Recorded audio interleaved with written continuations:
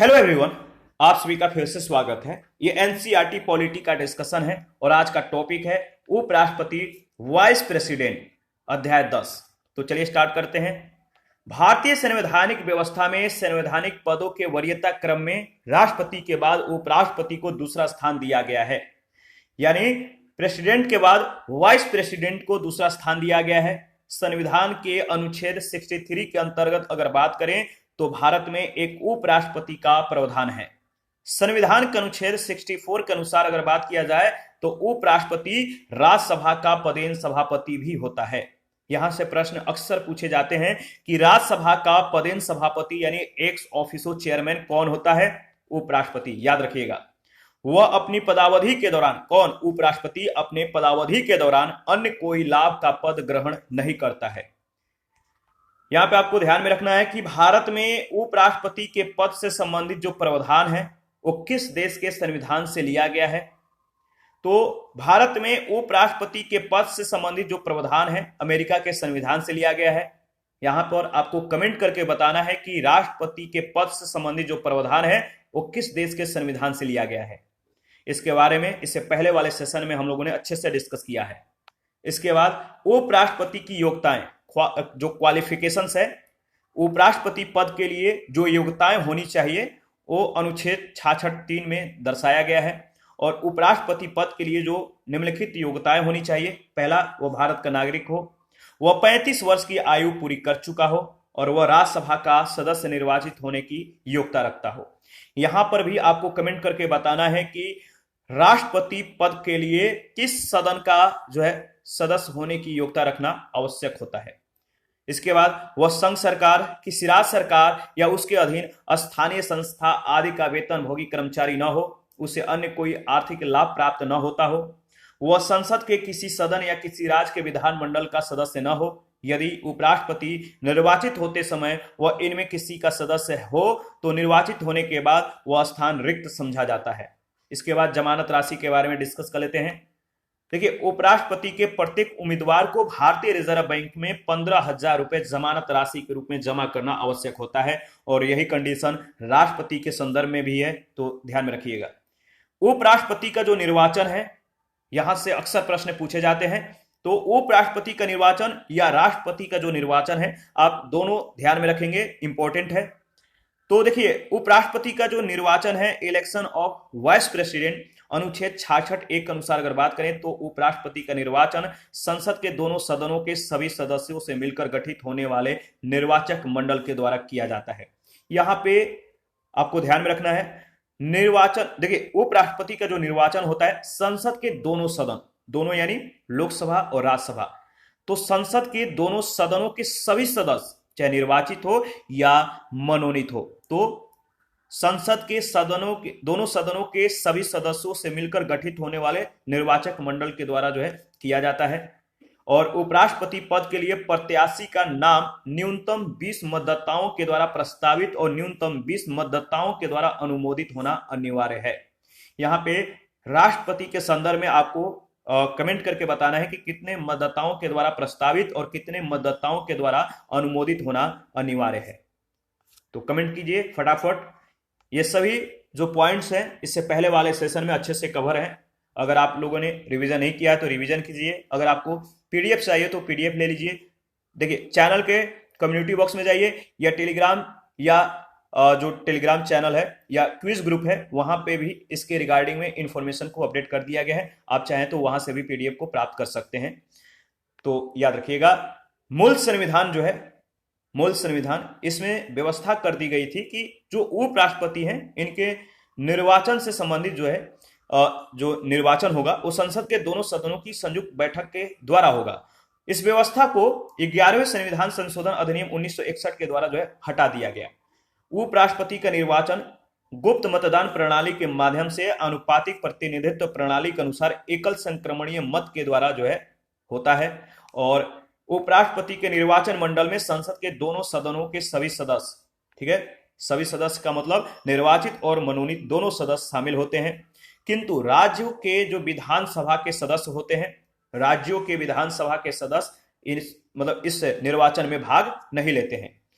एक बात और ध्यान में रखिएगा कि जो राज्य विधान परिषद है, स्टेट लेजिस्लेटिव काउंसिल है, इसके सदस्य राष्ट्रपति या उपराष्ट्रपति किसी के भी निर्वाचन में भाग नहीं लेते हैं और ऐसे ही प्रश्न पूछे जाते हैं, तो याद रखना है। इसके बाद उपराष्ट्रपति की पदावधि यानी टर्म ऑफ ऑफिस, इसके बारे में डिस्कस कर लेते हैं। संविधान के अनुच्छेद 67 के अनुसार उपराष्ट्रपति का कार्यकाल 5 वर्ष का होता है, किंतु कार्यकाल समाप्त होने के पहले भी वह राष्ट्रपति को संबोधित करके स्वेच्छा से अपना त्याग पत्र देकर पद मुक्त हो सकता है। इसके अतिरिक्त यदि राज्यसभा अपने तत्कालीन सभी सदस्यों के बहुमत से उसे पद से हटाने का प्रस्ताव पारित कर दे और लोकसभा उसे स्वीकार कर ले तो उपराष्ट्रपति को अपना पद छोड़ना होगा। लोकसभा में ऐसे प्रस्ताव के समर्थन के लिए साधारण बहुमत की आवश्यकता होती है, परंतु ऐसा कोई प्रस्ताव तब तक पेश नहीं किया जा सकता जब तक 14 दिन की अग्रिम सूचना उपराष्ट्रपति को न दे दी गई हो। संविधान में उपराष्ट्रपति को पद से हटाने संबंधित जो प्रक्रिया है, इसका कोई प्रावधान नहीं है। उपराष्ट्रपति को हटाने संबंधित संकल्प केवल राज्यसभा में ही रखा जा सकता है। यहाँ पे ध्यान रखिएगा कि जो उपराष्ट्रपति हैं, इनको हटाने, इनको इनके पद से रिमूव करने के जो संकल्प हैं केवल राज्यसभा में ही रखा जा सकता है। उसका आधार कोई भी ऐसा कारण हो सकता है जिसे राज्यसभा उचित समझती हो। उपराष्ट्रपति अपनी 5 वर्ष की पदावधि के पूर्ण होने के पश्चात भी पद पर बना रह सकता है जब तक उसका उत्तराधिकारी पद ग्रहण न कर ले। वह उस पद पर पुनर्निर्वाचन के भी योग्य होता है। वह इस पद पर कितनी बार भी निर्वाचित हो सकता है, इसकी कोई सीमा नहीं है। याद रखिएगा, डॉक्टर एस राधाकृष्णन और डॉक्टर हमीद अंसारी को अभी तक भारत के 2 बार राष्ट्रपति बनने का अवसर प्राप्त हुआ है। संविधान में कार्यवाहक उपराष्ट्रपति नियुक्त किए जाने का कोई प्रावधान नहीं किया गया है। राष्ट्रपति के निर्वाचन के समान ही उपराष्ट्रपति के निर्वाचन में याद रखिएगा कि राष्ट्रपति के निर्वाचन के समान ही उपराष्ट्रपति के निर्वाचन से संबंधित जो विवाद होते हैं, इन विवादों का समाधान कहां पर होगा, तो इस जो राष्ट्रपति या उपराष्ट्रपति के निर्वाचन से संबंधित जो विवाद होगा, इसका समाधान का जो अधिकार है उच्चतम न्यायालय को प्राप्त है और उसका जो निर्णय होगा वो अंतिम होता है। इसके बाद शपथ या प्रतिज्ञान, इसके बारे में डिस्कस कर लेते हैं। ओथ के बारे में देखिए, उपराष्ट्रपति अपना पद ग्रहण करने से पहले शपथ या प्रतिज्ञान करेगा और उस पर अपने हस्ताक्षर करेगा। अपनी शपथ में उपराष्ट्रपति जो शपथ लेगा, मैं भारत के संविधान के प्रति सच्ची श्रद्धा और निष्ठा रखूंगा और मैं अपने पर और कर्तव्यों का निर्वाह श्रद्धा पूर्वक करूंगा। उपराष्ट्रपति को उसके पर की शपथ राष्ट्रपति या उसके द्वारा नियुक्त किसी व्यक्ति के द्वारा दिलवाई जाती है। याद रखिएगा, इंपॉर्टेंट है। इसके बाद उपराष्ट्रपति से संबंधित जो वेतन भत्ते हैं, इसके बारे में डिस्कस कर लेते हैं। तो देखिए, उपराष्ट्रपति राज्यसभा का पदेन सभापति होता है। उपराष्ट्रपति किसका पदेन सभापति होता है? राज्यसभा का। अतः उपराष्ट्रपति को राज्यसभा के सभापति का वेतन दिया जाता है, उसे उपराष्ट्रपति होने के कारण पद का वेतन नहीं दिया जाता है। वर्तमान में अगर बात करें तो उपराष्ट्रपति का राज्यसभा के सभापति के रूप में मासिक वेतन 4 लाख रुपए दिए जाते हैं। यह वेतन भारत की संचित निधि पर भारित होता है। यहाँ पे कमेंट करके बताइएगा कि राष्ट्रपति को कितने वर्तमान में वेतन दिए जाते हैं। उपराष्ट्रपति के वेतन और भत्ते उसकी पदावधि के दौरान कम नहीं किए जा सकते। वर्ष 1997 से उपराष्ट्रपति के लिए सेवानिवृत्ति के पश्चात पेंशन का भी प्रावधान कर दिया गया है। कार्य एवं शक्तियां, पावर एंड फंक्शंस, इसके बारे में डिस्कस कर लेते हैं। अनुच्छेद 64 और 65 के अंतर्गत अगर बात करें तो उपराष्ट्रपति के कार्यों का उल्लेख किया गया है। अनुच्छेद 64 में जो प्रावधान है, इसके अनुसार अगर बात करें, अनुच्छेद 64 के अनुसार उपराष्ट्रपति राज्यसभा की बैठक की अध्यक्षता और उसके कार्यों का संचालन करता है। उपराष्ट्रपति राज्यसभा के बैठक की अध्यक्षता और उसके कार्यों का संचालन करता है। इस रूप में वह लोकसभा के अध्यक्ष की तरह ही राज्यसभा के सभी मामलों से संबंधित कृत्यों का निर्वहन करता है। सदन में प्रस्तुत विधेयक पर विचार विमर्श वो करवाता है और इसके पश्चात विधेयक के संबंध में मतदान करवाता है तथा उसका परिणाम भी घोषित करता है। वह राज्यसभा के द्वारा पारित विधेयकों पर हस्ताक्षर भी करता है। वह राज्यसभा के विशेषाधिकारों का उल्लंघन करने वाले सदस्यों को दंडित भी करता है। याद रखिएगा। आगे बढ़ते हैं। देखिए, अगर बात करें तो उपराष्ट्रपति से संबंधित जो अनुच्छेद है देख लेते हैं। अनुच्छेद 63 में जो प्रावधान है, बताइए, भारत के उपराष्ट्रपति के लिए इसमें बातें कही गई हैं। 64 अनुच्छेद 64 उपराष्ट्रपति का राज्यों की परिषद या राज्यसभा का पदेन सभापति होना। 65 में जो प्रावधान है, उपराष्ट्रपति का आकस्मिक रिक्तियों तथा राष्ट्रपति की अनुपस्थिति में राष्ट्रपति के कर्तव्यों का निर्वहन।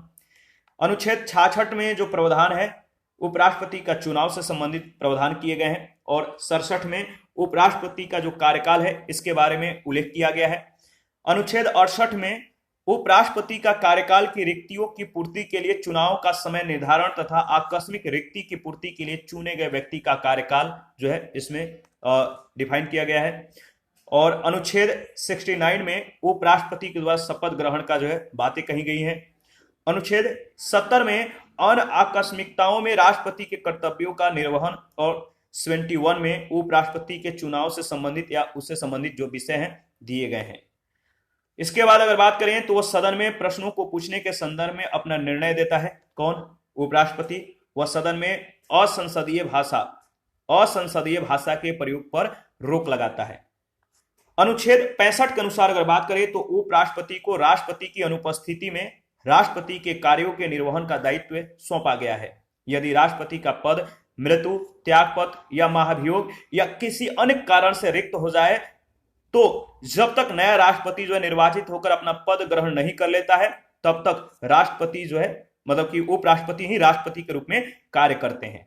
तो याद रखिएगा, अपनी अनुपस्थिति, रुग्णता या अन्य किसी कारण से जब राष्ट्रपति अपने कृत्यों का निर्वाह करने में जो है समर्थ नहीं होता है तब उपराष्ट्रपति उसके कृत्यों को जो है संपन्न करेगा। और जब तक कि राष्ट्रपति पुनः अपना कार्यभार जो है संभाल नहीं लेते हैं, कार्य प्रारंभ नहीं कर देते हैं।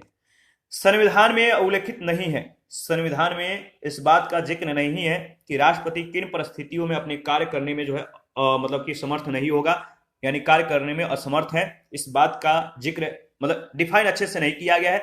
डॉक्टर राजेंद्र प्रसाद की वर्ष 1960 में सोवियत संघ की 15 दिनों की यात्रा के दौरान उनका कार्य उपराष्ट्रपति राधाकृष्णन के द्वारा संपादित किया गया था।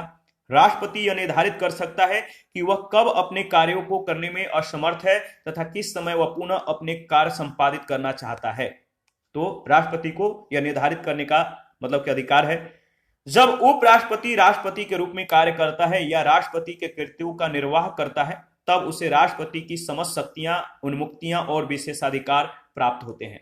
भारत में उपराष्ट्रपति केवल अस्थायी रूप से ही राष्ट्रपति के पद को जो है धारण कर सकता है, याद रखिएगा। इसके बाद राष्ट्रपति एवं उपराष्ट्रपति दोनों के पदों में आकस्मिक रिक्तियां होने पर या दोनों के अनुपस्थित होने पर भारत का मुख्य न्यायाधीश कार्यवाहक राष्ट्रपति के रूप में कार्य करता है और मुख्य न्यायाधीश की अनुपस्थिति में सर्वोच्च न्यायालय का वरिष्ठ न्यायाधीश राष्ट्रपति के रूप में कार्य करेगा, याद रखिएगा। तो राष्ट्रपति या उपराष्ट्रपति दोनों की अनुपस्थिति में कौन कार्यभार संभालेगा? तो मुख्य न्यायाधीश। अगर मुख्य न्यायाधीश भी नहीं है तो सर्वोच्च न्यायालय का वरिष्ठ न्यायाधीश राष्ट्रपति के रूप में कार्य करेगा। और जब उपराष्ट्रपति कार्यवाहक राष्ट्रपति के रूप में कार्य करता है तब वह राज्यसभा के सभापति के कर्तव्यों का पालन नहीं करता है तथा न ही राज्यसभा के सभापति के रूप में संदेह वेतन या भत्ते का वो जो है आधिकारिक होता है। और यह बात अनुच्छेद 64 में कही गई है। इसके बाद अगर बात करें तो देखिए, राष्ट्रपति अपना त्याग पत्र किसको बताइए? राष्ट्रपति अपना त्याग पत्र उपराष्ट्रपति को सौंपता है। उपराष्ट्रपति का यह कर्तव्य होगा कि वह तत्काल इसकी सूचना लोकसभा अध्यक्ष को दे दे, स्पीकर ऑफ लोकसभा को दे दे। देखिए, मई 1969 में तत्कालीन राष्ट्रपति डॉक्टर जाकिर हुसैन की मृत्यु हो गई और उपराष्ट्रपति वीवी गिरी राष्ट्रपति के कार्यों का निर्वहन कर रहे थे, परंतु नए राष्ट्रपति के चुनाव में भाग लेने के लिए उन्होंने उपराष्ट्रपति के पद से त्यागपत्र दे दिया और परिणाम स्वरूप उच्चतम न्यायालय के तत्कालीन मुख्य न्यायाधीश एम हिदायतुल्लाह ने 20 जुलाई से 24 अगस्त 1969 तक जो है राष्ट्रपति के कर्तव्यों का संपादन किया था। ठीक है, याद रखिएगा। इसके बाद भारत के उपराष्ट्रपति जो है इनके बारे में डिस्कस कर लेते हैं। पहला नाम आता है डॉक्टर सर्वपल्ली राधाकृष्णन का और ये जो थे यूजीसी के जो है प्रथम अध्यक्ष थे, मतलब कि उपराष्ट्रपति पद ग्रहण करने से पहले। इसके बाद डॉक्टर जाकिर हुसैन, ये राज्यपाल थे बिहार के, मतलब राष्ट्रपति, ये सभी जो है मतलब पूर्व पद से जो उनको पद दिया गया था, यानी उपराष्ट्रपति पद से पहले की जो पद है उसके बारे में बात की जा रही है। तो डॉक्टर जाकिर हुसैन उपराष्ट्रपति पद को ग्रहण करने से पहले वो किस राज्य के राज्यपाल थे? तो बिहार के। श्री श्री वराहगिरी वेंकटगिरी जो है ये मतलब कि तीसरे उपराष्ट्रपति थे और इन्होंने इससे पहले बताइए किस पद को ग्रहण किया था, तो कार्यवाहक राष्ट्रपति थे, ये प्रथम कार्यवाहक राष्ट्रपति थे। श्री गोपाल स्वरूप पाठक ये इलाहाबाद उच्च न्यायालय के न्यायाधीश थे। श्री वीडी जती जो थे ये कार्यवाहक राष्ट्रपति थे। न्यायमूर्ति मोहम्मद हिदायतुल्ला ये सर्वोच्च न्यायालय के 11वें मुख्य न्यायाधीश मतलब थे उपराष्ट्रपति से पहले। और श्री आर वेंकट रमन उपराष्ट्रपति के पद से पहले ये केंद्रीय मंत्री थे। श्री शंकर दयाल शर्मा ये मुख्यमंत्री आंध्र प्रदेश के थे। श्री के आर नारायणन ये राजू थे। श्री कृष्णकांत ये उपराष्ट्रपति के पद ग्रहण करने से पहले आंध्र प्रदेश और तमिलनाडु के राज्यपाल थे। और श्री भैरव सिंह शेखावत ये राजस्थान के मुख्यमंत्री थे उपराष्ट्रपति के पद ग्रहण करने से पहले। इसके बाद डॉक्टर हमीद अंसारी इन्होंने 2 बार जो है 2007 से 2017 तक जो है पद को ग्रहण किया। और इससे पहले किससे पहले उपराष्ट्रपति के पद से पहले ये राजदूत के रूप में अपना सेवा दे रहे थे। और श्री मुपावरपु वेंकैया नायडू, तो इनका पूरा नाम जो है श्री मुपावरपु वेंकैया नायडू जो है 2017 से अब तक जो है और केंद्रीय मंत्री इससे पहले थे। और देखिए इसके बाद राष्ट्रपति तथा उपराष्ट्रपति पद की जो तुलना है इसके बारे में डिस्कस करेंगे। देखिए राष्ट्रपति प्रेसिडेंट और वाइस प्रेसिडेंट के बारे में हम लोग तुलना कर लेते हैं, दोनों के बारे में अच्छे से डिफाइन कर लेते हैं, इंपॉर्टेंट है, यहां से जो है प्रश्न पूछे जाते हैं और कंफ्यूजन भी ज्यादा पैदा होता है। देखिए राष्ट्रपति पद पर निर्वाचित होने के लिए आवश्यक है कि वो लोकसभा का सदस्य बनने की योग्यता रखता हो और उपराष्ट्रपति पद पर निर्वाचित होने के लिए व्यक्ति के लिए आवश्यक है कि वो राज्यसभा का सदस्य बनने की योग्यता रखता हो। राष्ट्रपति निर्वाचित होने वाले व्यक्ति की उम्र 35 वर्ष और उपराष्ट्रपति निर्वाचित होने वाले व्यक्ति की उम्र 35 वर्ष से कम नहीं होनी चाहिए। राष्ट्रपति के निर्वाचन मंडल में संसद के दोनों सदनों के निर्वाचित सदस्य तथा राज्य विधानसभा के निर्वाचित सदस्य के साथ दिल्ली और पुडुचेरी के विधानसभा के निर्वाचित सदस्य जो है शामिल होते हैं। वहीं उपराष्ट्रपति के निर्वाचन मंडल में संसद के दोनों सदनों के सभी सदस्य चाहे मनोनीत हो चाहे निर्वाचित हो ये सभी शामिल होते हैं और इसमें राज्यों के विधानमंडल के सदस्य सम्मिलित नहीं होते हैं।